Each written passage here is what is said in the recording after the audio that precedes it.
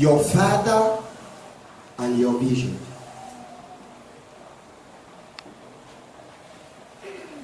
Number one, we're talking from Genesis chapter 37. Genesis chapter 37. Every father desire to have a child that carries a vision. As a father, I want to see children that have dreams.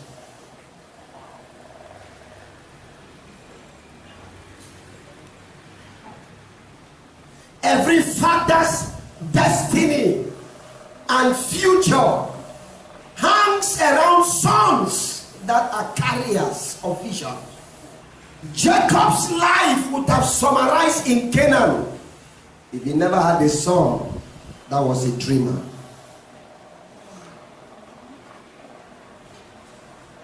The posterity of fatherhood centers around sons that are carriers of vision. I spend my times bringing up people who carry vision. I don't like people who are lost around me. It is useless hanging around me for years without having direction in your life.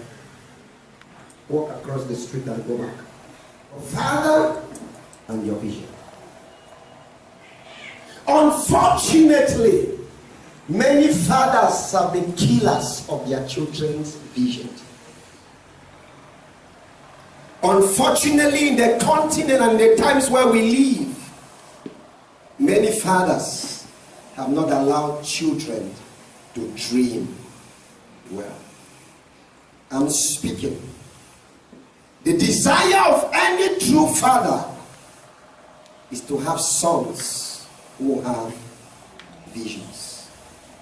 Is to have sons who are carriers of big dreams. Are you here? Are you here tonight? Are you hearing me? Huh? One of the principal responsibilities of every father is to birth the sons into their visions, into their individual visions. My responsibility towards you is to help you come into reality of your vision, your singular vision. Is to bring you into the lamplight of your life. If I may break it down a little for someone, let me read the scripture that I've always read here so many times. Proverbs 29 verse 18. Please, when you see us talking something, you should just know that's maturity. If you follow a man, by the time the man is talking, you already know where he's going to. That's the spirit of a sound. Where there is no vision, the people perish. Okay, where there is no vision, the people perish. Simple. Is it clear? Where there is no vision, the people what? Perish. Simple. That means anywhere there is no vision, people don't have a future. The people perish. Simple. So anybody who does not want to perish must have a vision. Now, if I have followers around me that are visionless, I'm leading the people who are heading towards destruction. That's what it means. If I have multitude of like you are gathered here, the multitude online, where there are no visions, the people perish. I don't want to go into that, this emphasis. That means if I'm leading children that are visionless, that followership or that relationship has no vision. Because I'm leading the people that are heading towards destruction. Why? Because they are visionless. Okay, somebody give us the NLT version. When people do not accept divine guidance, they run wild. They run wild. You get it? When people do not accept divine guidance, what happened? Say it again, say the wrong word. I'm not hearing you well. They run wild. Why are many people's life running wild? They don't accept divine. What is vision by the context of the NLT version? Vision means the ability to have access to divine guidance. Are you here? Vision means what? The ability to have access to divine guidance. The ability to have access to divine guidance. Divine guidance, not human guidance, please. Not human guidance, not societal guidance, but divine guidance. When people do not accept, please, not like the divine guidance is not available, but the people do not accept.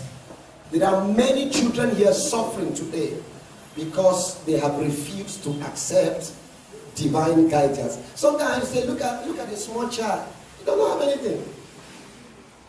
You're broke. Sense, you don't get that. Certificate, you don't get that. You pray for it. You look at people at their face, you give them many multitudes of excuses. You look at them, what's this? What's this ant?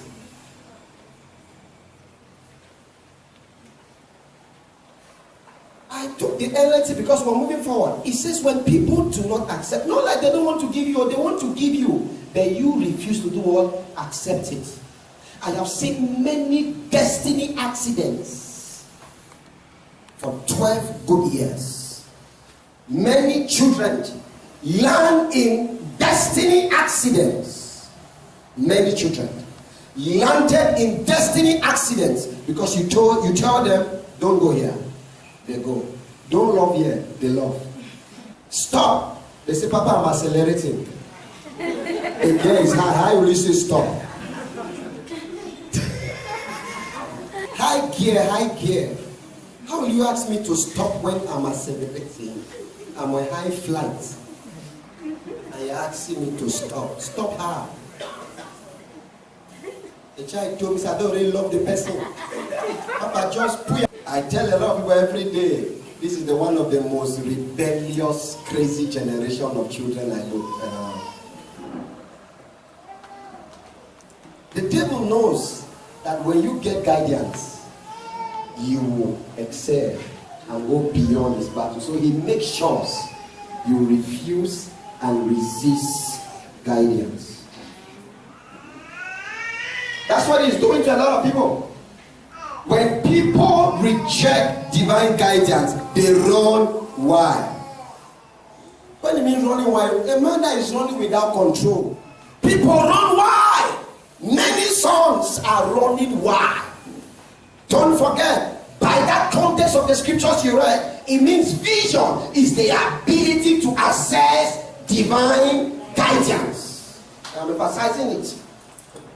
Vision is the ability to access divine guidance. I am who I am because I accessed divine guidance as a young man in the university.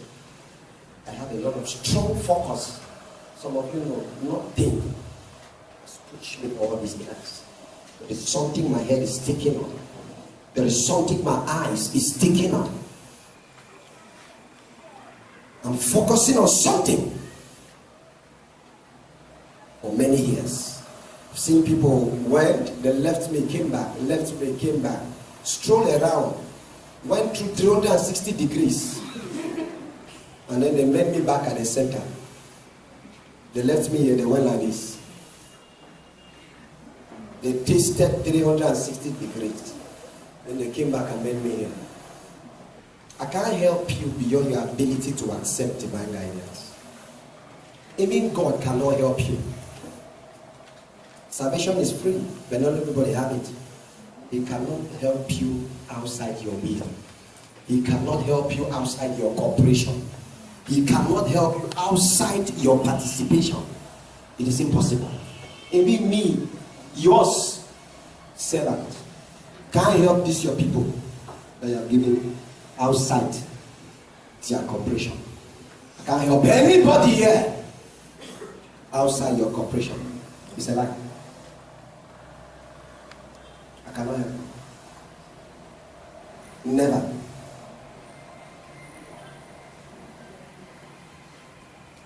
I'm emphasizing this to you as a reality. When people don't have, why do they run wide? They run wide. They love and re-love and for love and out of love and switch love because they are running wide. How can you be loving 6 people at one time? And how can 6 people love you 10 times? They're running wide. Running wide. You start, this is not working, you stop. You just, who asked you to be statins? Who guided your statins? Who guided you into what you started? A child starts up something and comes and tells you, where Papa? I don't start to bless him. Can you imagine? And I used to look at spiritual witchcraft and I asked God that, does this child understand what she's doing? Or he's doing? Does he know me? How did you start it? Who guided you into it? When people reject divine guidance, they run wild. When people reject divine guidance, they run wild. They run wild. Very wild. So what is the next thing there? Vision helps you not to run wild. When you have vision in your life, it helps you not to run wild. Message. If people can't see what God is doing, they stumble all over themselves. But when they attend to what He reveals, they are most blessed. Did you see that? If people can't see what God is working out, is doing, they stumble against themselves. Look at it. They stumble against themselves. They stumble against themselves. I take you to the third point. When people lack the ability to see, that's vision, they become problem creators. You see a lot of conflicts. People are fighting themselves. They stumble against themselves. What does it mean to stumble against yourself? Number one, it means living a life of comparison.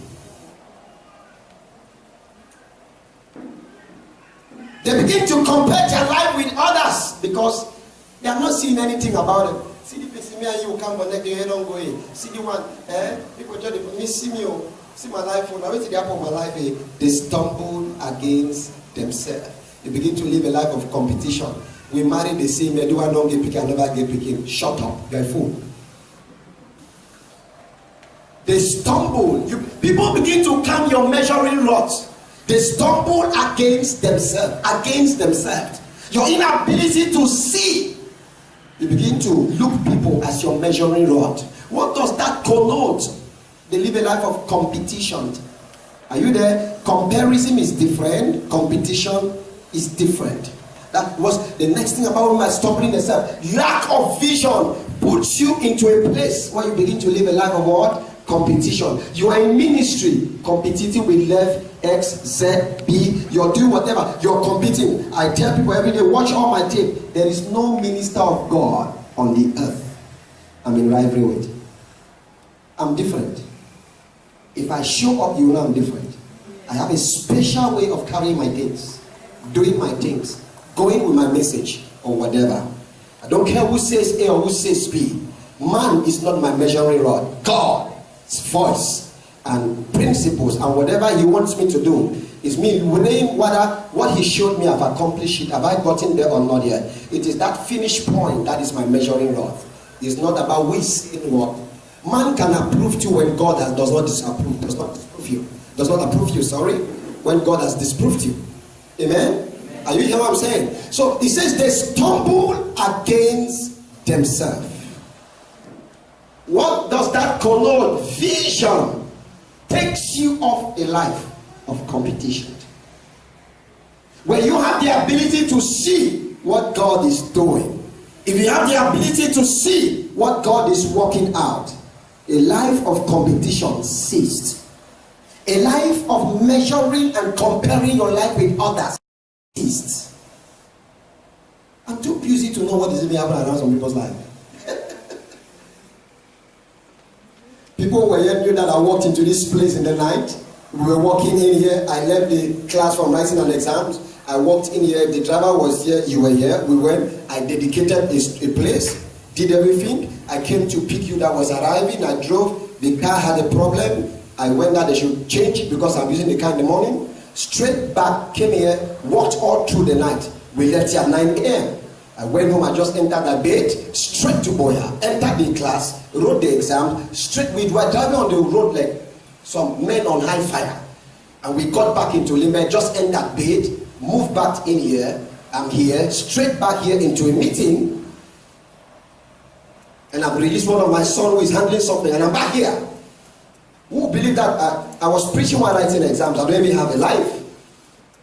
I don't even know what that's something. Even you're looking for someone to say, well, you say, listen, let me. People who talk are visionless people.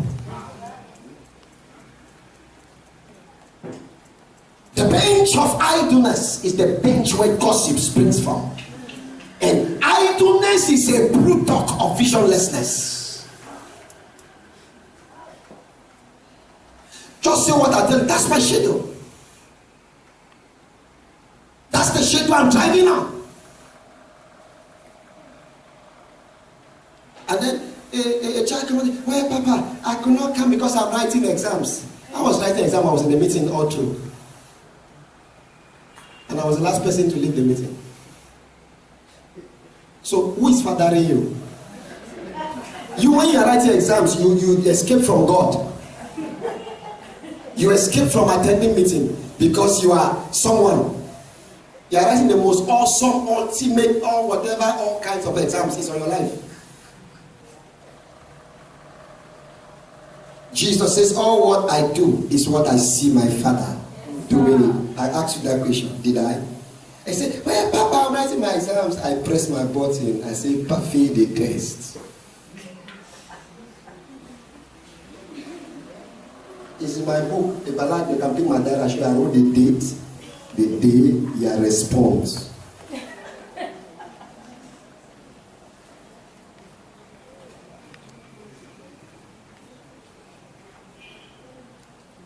So, your tithe for one day is 2.5 hours in God. Calculate 1/10 of 24 hours God gives you. It belongs to God. So you write exam with plus body tithe. There are just simple, basic principles in God you people don't know. You just mean that you're going to church. You are not learned. Bible says you've not so learned Christ. You are not taught. The worst thing is when God starts lifting you, you start claiming beauty. Because He looked your faithfulness at the level. Then He lifted you. So He expects that as He's lifting you more, you should be more faithful and committed into Him so that He can lift you up again. But now when He gives you a premature, small lifting, you use that lifting, that blessing, and turn it to a curse. You have multitudes of excuses you give it to Him. How can He give you the bigger ones? Do you know that when Ruth came to Boaz, to Bethlehem, the first blessing God gave her was following the workers of Boaz and be picking the grains? But that was not what God had for her. God had the whole estate for her. But God tasted her with the grains. Most of you are under the grain levels. The lack of faithfulness causes you not to see the heights. If you want to follow a man, know the secret that makes that man. It's my job to tell you. That's my job. I did not read the whole of night. I was working at this conference. I had meetings, working, documents. That's why you're filling documents. And you're not done in filling the documents. I'm talking all over different different stuff or whatever. For the few minutes I had, the few 1 hour I wanted to focus.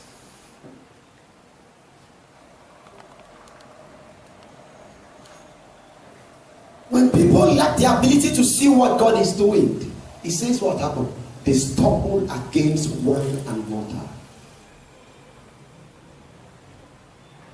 Do one. They are quarreling. They are always in offense. They are always in complaint. This person did this to me. Please move to 15 persons. Say, I beg you, don't stumble against me. I beg you, in the name of God. This year, don't stumble against me. I beg you. I am begging you.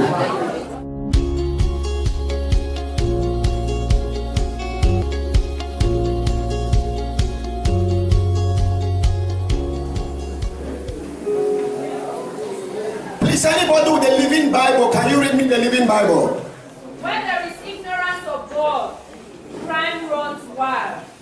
But what a wonderful thing it is for a nation to know and keep His law. When there is the ignorance of God's guidance, crime increases. So you can see the reason why Cameroon has a lot of crimes. The causes of the devastating state of our nation is traceable to visionless citizens. Let me reduce it from the level of citizens. The causes for the devastating state of Cameroon's economy is traceable to the visionless life of the youth. Because the problem we're inside is highly propagated by young people. And it's traceable to visionlessness. When there is no vision, people wander aimlessly. I've written a book on running with a vision, so I have all the versions. They wander aimlessly. That means they live a life without goals. People cast off restraint. Cast off restraint is the ability to live a life without discipline, to live a life without control. When there is restraint, that means you are controlled. When you are restrained on something, that means you are controlled. Vision brings control into one's life. Visionlessness causes you to live a life outside control. The teacher says, stand here. Some people say, Papa says, stand here, and they stand me. You say you don't pass the test. You don't know Papa, so they don't apply your own way. After you talk all the next, you bring your head, say, they don't press me. Things are like this on me, this is happening to me, and I look at you. Because you don't want restraint. I was with one child, I came into a meeting in Boy. I think I was sitting in the meeting or whatever I was sitting. The child is sleeping on a very good mattress, I'm sleeping on the carpet. But the child wants to hear God and know God. I'm moving to you into a meeting, I need that you are standing up. You are the bishop. Your servant is kneeling down.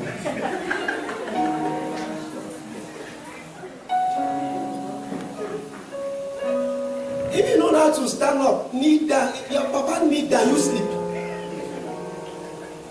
That's the spirit of a son.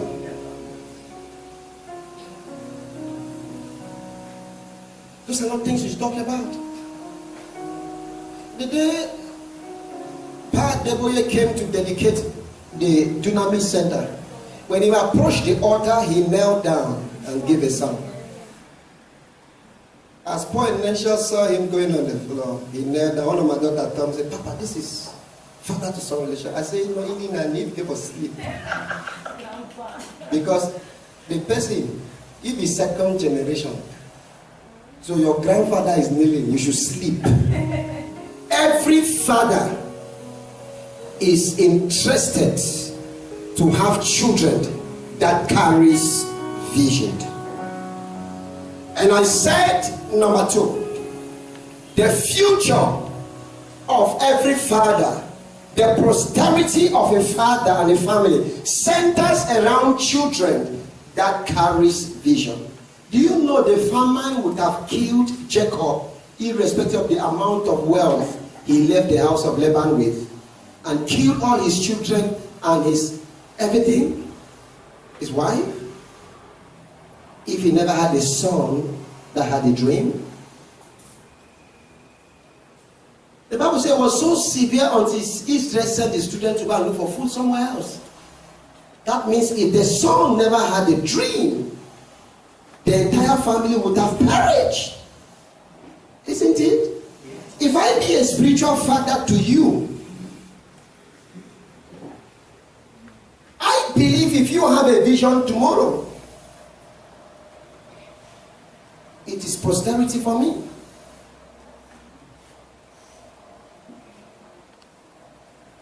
You saw my son talking to you before this last one. He's talking from his church. I'm expected to be there.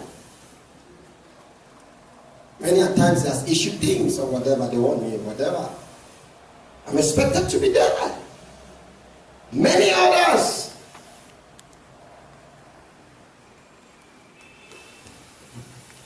Tomorrow some of you will be sons, some of you will be fathers. I'm not just talking to you like what I'm seeing today. I'm saying that the best thing you should have, hang your life around sons who carry vision. Make it a priority on your life to give your son or put your sons and daughters to grab a vision for their life. Make it your singular priority to catch a vision for their destiny. If you do that, you have secured them not only today, you've also secured the future. If you do that, you have not only secured today, you have secured the future. And don't forget, I said vision. He said when they lack divine guidance, it's the ability to access divine guidance. When they come to meet you as a spiritual father and they said, I'm thinking to do this, ask them, how did you get it? Ensure the vision is from God. That guidance, that thing they want to move into, is godly and is godly inspired. Because let me tell you, whatever Bible says, Jesus is the author and the finisher. Anything God's author, he must finish it. Amen. Anything you author can stop.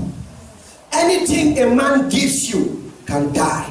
But if God gives you something, it has a future. The people in Genesis chapter 11 on the building of the Tower of Babel, God didn't ask them to build the tower. It was their humanistic desire. Their humanistic desire that crave for fame. Let us make a name for ourselves. They crave, the desire for fame. They embarked on something that was outside divine guidance. And he ended halfway. He did not end. He did not finish. Now you ask me, why do many Christians start some things and it doesn't work? Check it very well. The source is ungodly. Why do many visions that people call so-called visions die? They start up a business. You don't do business because you want to make money. If that's your desire as a Christian, then you're a fool. I don't believe I should be say I want to do business because I need money, whatever. Everything God wants your life to do should be centered with focus, centered with the divine agenda. Let me tell you, I have said to a lot of people, I don't touch things and it doesn't work. You know why? Because I found the secret. It's God. So when I tell you, you come and tell me somebody wants to marry you, and I said, wait. You think I don't love you? That's not it. If you get into something that doesn't work tomorrow, you owe me. You'll be very offended with me. Because how could, if someone get into something that God was not inside, and the person did not have a father or have anybody guiding him or her, it's better. But if you have a prophet and a servant of God over your life, why should you be in the same pot soup of people who don't have that coverage? talking to someone. Are you hearing me? Listen, it's called spiritual father. That means I should spiritualize what you want to do. Please don't physicalize me. Allow me to spiritualize the matter. Please do like this to your neighbor. It is called spiritual father and son relationship. Do like this to your neighbor. Say, I'm talking to you. It is called spiritual father and sonship relationship. And then tell your neighbors, please don't physicalize Papa. Don't physicalize him.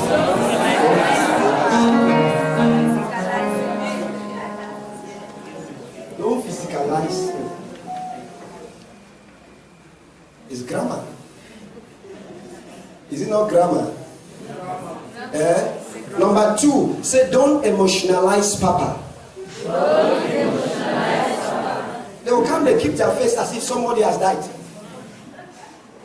If you don't give them respond, you see, they come sometimes with very falling faces, and then they make you look like you are the person who has to crucify Jesus the second time, or you are crucifying because I'm not giving an answer. No. If there is one person you should not put under pressure, it's your spiritual brother. If they have not heard the voice of God with you and said you want to go, don't hurry. Marriage is life, it's not a day thing.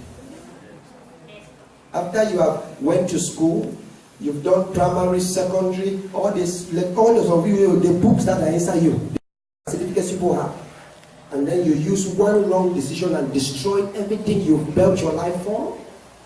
Do you really think about it? For once, do you sit down and consider these realities? Have you ever thought of it once and its implications?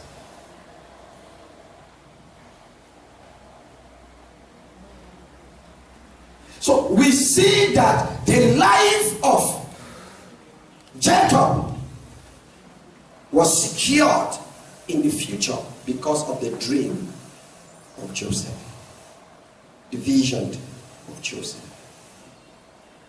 He had 12 sons, only one had a vision. You're not hearing what I'm saying? I say he had how many? 12. Say it again. 12. Only one? Say it again. Only one had a vision. And it is that one that had a vision that gave meaning to his life. It is that one that made him to stand before presidents. It is that one that made him to, he said he entered Egypt. The king, Pharaoh came and Jacob laid his hand upon him. You don't hear what I'm talking about. You every day I'm coming around you, it's never who are hungry. Grace. There are people who just come and they are taking grace from different places and making it work. I said to someone, I was talking to someone, I said,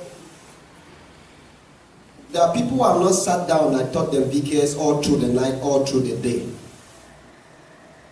But the amounts of blessings they have blessed my life is beyond people have taught them physically.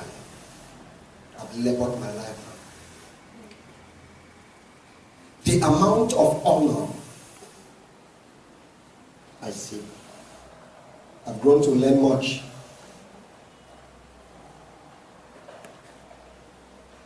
It has taught me a lot of lessons. And one of the reasons God asked me to summon this meeting is to tell you that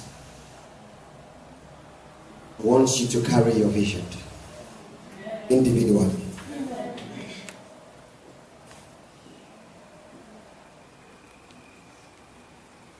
Your vision is what I want you to have. Jacob had 12 sons. Only one had a vision. I'm emphasizing it. I've said to many of my sons and daughters, I am in Cameroon. There are things I can do by the blessings of God over my life. Carry that vision that you have. Let's follow the documents at the corridors of the government house, so that you have papers before I start getting the soap use that I'm using. Some of you have written it and put it under your bed. Maybe you have forgotten. You're just living life. Let me tell you, Christianity is beyond activities. Going to church is an activity. It's an activity. Live for a reason. Give your life a meaning. Live with a focus and live intentionally. Live intentionally. Live intentionally. Live intentionally. I'm speaking to you as a father. Live intentionally.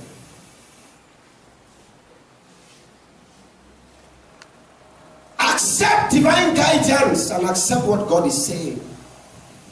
When people reject divine guidance, the boy who had the vision shared the vision with his 10 brothers, because by then Benjamin was still young. They hated him. What does that connote? People who have sent the levels of spiritual maturity to become fathers might never believe in your dream and your vision. Might never believed in your vision. In your vision. In your vision. When he said it to his father, he said, I saw the sun, the star, and the moon. And the father said, do you mean me, my wife, and your brethren? Will bow before you and serve you tomorrow. The father interpreted the dream. Who is a spiritual father? Is someone you can talk your dream to.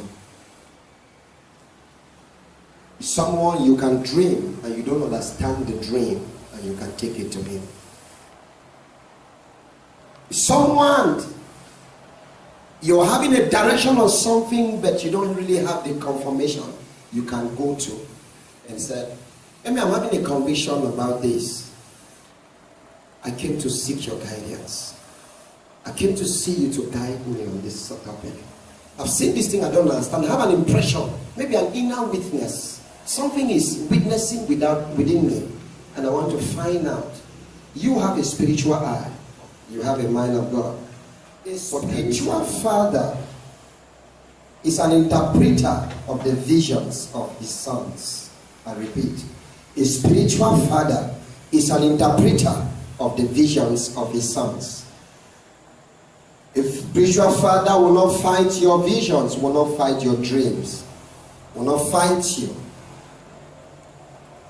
He is an interpreter. Brethren, I'm trying to say that a father will not fight your vision, except the person is not a father to you. A father will want you to catch a vision for your life. You think that all through your life I want you to come and be turning around on the corridors? Do you think that's it? That's not it. I wonder when you're built here, leave this place. He said they are taking the lead as stars in their various fields of life. Our job is to give you your field. Go there and take the lead. Do you hear what I'm saying? Yes, sir. I don't know if you're hearing me. Are you hearing me? Yes, sir. Are you hearing what I'm saying? Yes, sir. Go there and take the lead. Walk. Labor. If you say, God don't call me be pastor, be one of the best pastors Cameroon has never had. If you say, God has called you to open a church, have a church very neat, very clean, standard church. Somebody entered and know he's already in heaven. Leave this ancient of these things that they said as it was with our fathers, so it is now. Shut up. Leave those things. The gospel has not changed. God has not changed. The people have changed. Don't be a church. Do ministry. Let someone know you're doing ministry.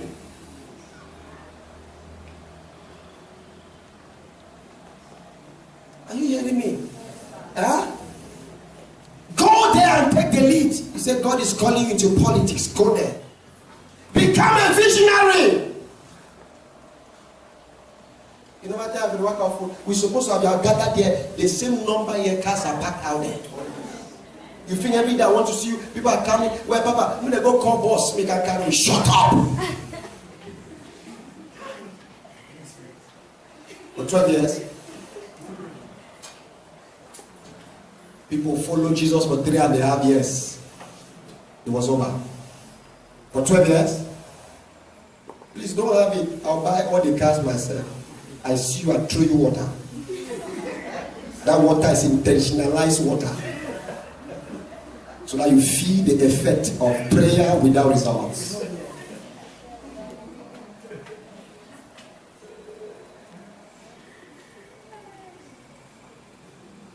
So I'm born again, 7 years, 9 years. Who cares about the durability? Labor hard, work hard, commit yourself to a cause and become something. Are you hearing what I'm saying? Yes, sir. I've told you this is a night. By the time you leave this place, all this desperation for marriage is foolishness, visionlessness.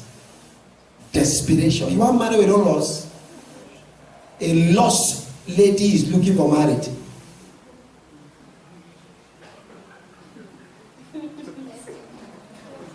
When I said lost, I didn't say you are lost in a bush.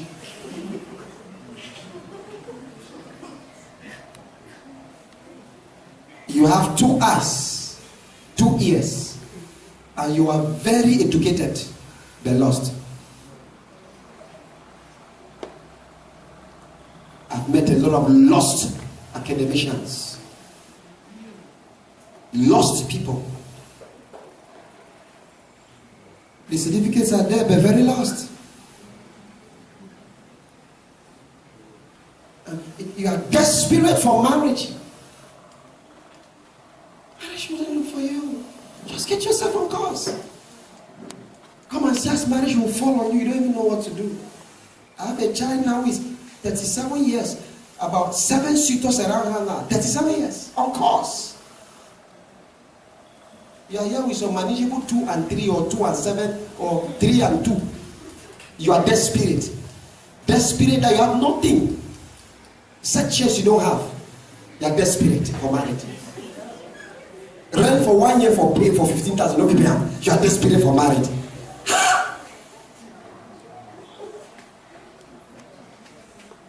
People don't ask you marry, you see dream and marry them. That marriage remain about dream.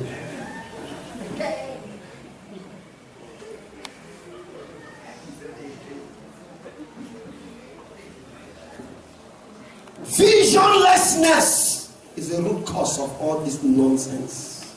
You look at your very good life like this, packaged with a lot of vessel, treasure, glory inside. You make yourself keep it at the mercy of one lost man who is not even settled, or one lost girl who does not have straight focus and correlated cause. And at the end you say yes, you reach your middle. They say, wait, my think.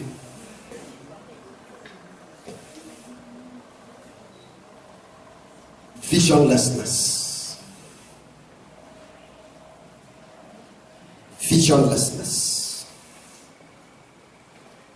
Wherever you are worshiping from, hear me and hear me well. The desire of the Father is that you should carry a vision and be committed to it. Be committed to it. Be committed to that vision, and everything will find you. Please, no man, I'm speaking, no man can believe in your vision. And don't wait for any approval for any man to believe in what you want to do. Just be sure that is sourced from God. I'm speaking. Be sure that what I want to engage is godly instituted, godly authored. Listen to me. Many people disbelieved this vision you gathered for that vision, the vision you know. At the early stage of the vision I had, I started. Many people left me. Many people backed off. Many people say whatever they want to say. They said a lot of things. I stood my grounds and kept my cause. The mind of many people are changing. Whatever God is impressing in your spirit, keep your focus. Close your ears to the noise around. Refuse to give attention to what people are saying. Stay on course. They will join you in the middle soon. A lot of people have joined me along the way. A lot of people have come to meet me and they are repenting day and night. I said, we never thought this. I'm speaking to someone here. There is a vision you have on your hand and you think that you can't push it through. I have come with the word of the Lord to tell you, as a father, you can push that thing through. I say you can push it through. I say you can push it through. I don't care the challenges you're facing, but I came to tell you, if God alters it, God will bring it to manifestation. If God said it, all what you need to know if He said it. Are you hearing me? If He said it. If God says you should marry somebody, if you don't have money, marry the person. I want to ask my son, you should mark that. When people reject divine guidance, if divine guidance is coming to you on a subject, on somebody as a man, forget about anything. Marry that person. Obey the voice of God. If God speaks and you are certain that God speaks, and there are authorities that have told you that this is the will of God, marry that person. Amen. It is just a matter of time. Brethren, any business God has asked you to do, any project, step out. As you leave this meeting, step out. Amen. I said, as you leave this meeting, step out. Enough of staying at the same level.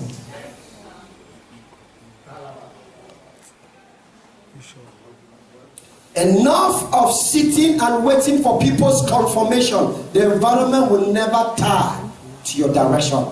Please, it's an error. I repeat, the environment will never validate your direction. Please, somebody like me, all my environment rejected my direction. The spiritual body, apart from my spiritual father, rejected my direction. My internal house as a family rejected my direction. They didn't see it as a cause for the time, but that was what God was saying. Don't wait for some things to delay your destiny. If God is speaking, brethren, step out. My spiritual sons and daughters, please step out. Take the steps of faith and the shield of faith and watch God do the Are you hearing what I'm saying? Let God do the things that you have prayed and fasted for and you have not seen Him. I am speaking to someone here prophetically from this altar that God has ministered to you and you are seated on the same point and asking questions. But the Lord is talking to me. It's time. Delay it no more further. Amen. Delay it no more further. Arise.